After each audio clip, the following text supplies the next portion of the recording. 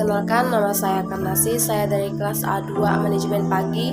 Di sini saya akan membacakan jawaban UTS, yaitu mata kuliah Manajemen Pemasaran Internasional. Nomor 1, sebutkan dan jelaskan apa yang dimaksud dengan manajemen pemasaran menurut 3 ahli. Yang pertama, Bukairi Alma menyatakan bahwa manajemen pemasaran adalah merencanakan, pengarahan, dan pengawasan seluruh kegiatan pemasaran perusahaan ataupun bagian di pemasaran. 2. Ben MNI menyatakan bahwa manajemen pemasaran adalah proses untuk meningkatkan efisiensi dan efektivitas dari kegiatan pemasaran yang dilakukan oleh individu atau perusahaan. Ketiga, Lukio Adi menyatakan bahwa manajemen pemasaran ialah suatu analisis, perencanaan, pelaksanaan, serta kontrol program-program yang telah direncanakan dalam hubungannya dengan pertukaran-pertukaran yang diinginkan terhadap konsumen yang dituju untuk memperoleh keuntungan pribadi maupun bersama. 2. Jelaskan mengapa mahasiswa perlu mempelajari manajemen pemasaran internasional. Alasannya yaitu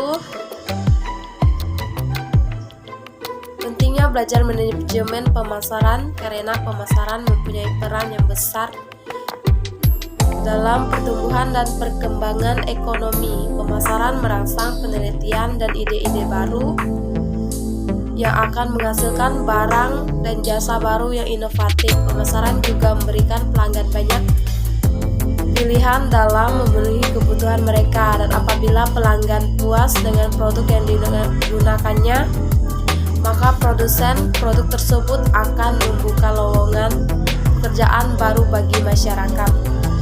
Yang ketiga, jelaskan cara-cara menetapkan strategi produk internasional.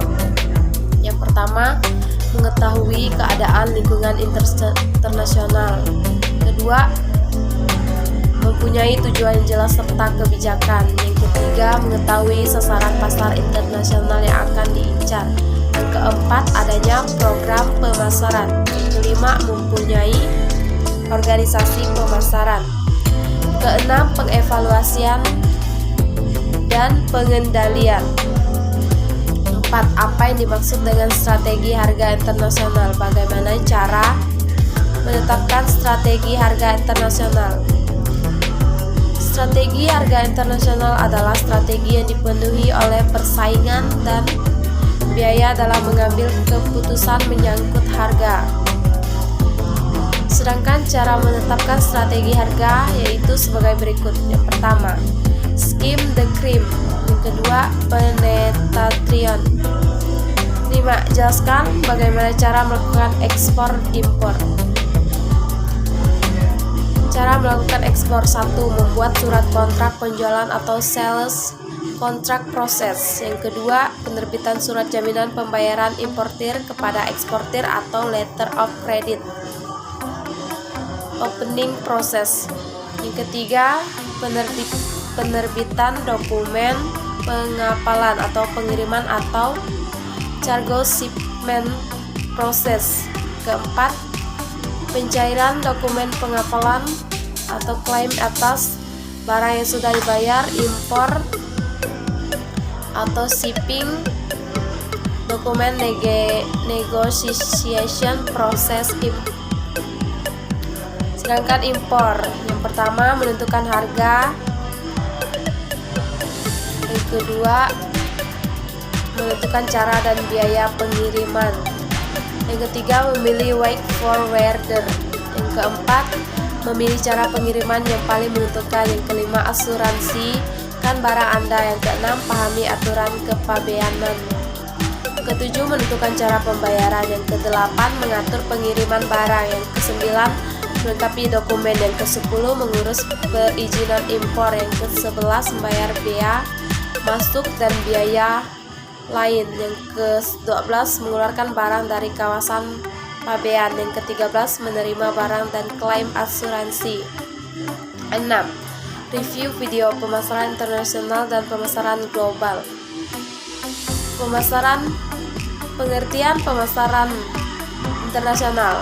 Pemasaran internasional adalah kinerja kegiatan-kegiatan bisnis yang didesain untuk merencanakan, menetapkan harga, mempromosikan dan mengarahkan arus barang dan jasa sebuah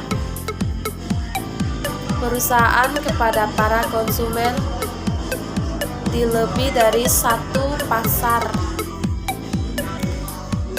negara untuk mendapatkan keuntungan. Yang kedua, pemasaran global mengacu pada kegiatan-kegiatan oleh perusahaan yang menekankan upaya-upaya standarisasi, koordinasi lintas pasar dan integrasi global. Beberapa faktor pendorongnya yaitu 1. Kejenuhan pasar domestik, 2. Persaingan, 3. Peluang pasar, 4. Kurva pengalaman yang tajam, 5. Posisi pasar jeruk. Berikut merupakan jenis-jenis pemasaran internasional dalam arti luas.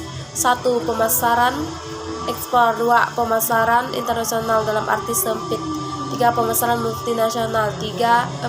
Pemasaran multiregional, 5. Pemasaran global. 7.